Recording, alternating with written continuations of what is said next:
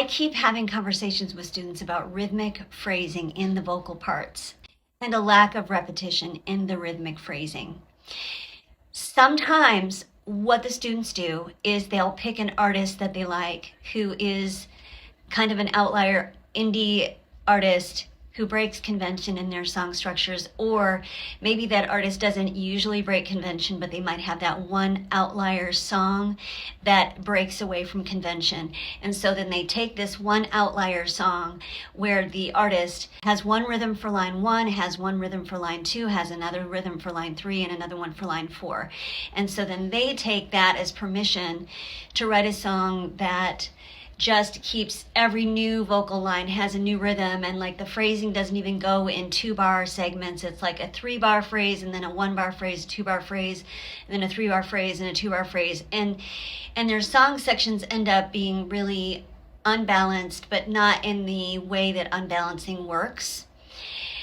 And I guess the point of what I'm saying is when you choose a reference of somebody doing something that's breaking the rules, I'm not saying you have to follow the rules, and I'm not saying that you can't break the rules, but when you're choosing someone who's an outlier to give yourself permission to break those rules too, it's important to understand how they broke the rules and what the effect was.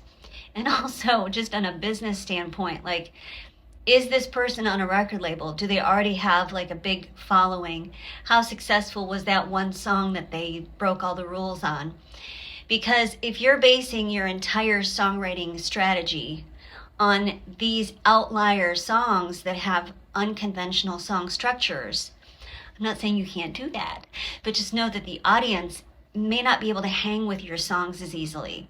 So it's smart business to write songs that fit the conventional structure for some of your catalog at least, because those are the songs that are going to catch on more easily, that more people will be able to hang with, and that will build more of a fan base, generally speaking, because we as the audience are conditioned to certain conventions in songwriting. So just beware of the references that you're choosing. And if you're choosing an outlier, just know that you're choosing an outlier. And if you're writing a song that breaks convention, know that you are breaking convention and know why you're doing it, and make sure that it's as effective as you want it to be, so that it doesn't just come across as a lack of structure and a meandering song.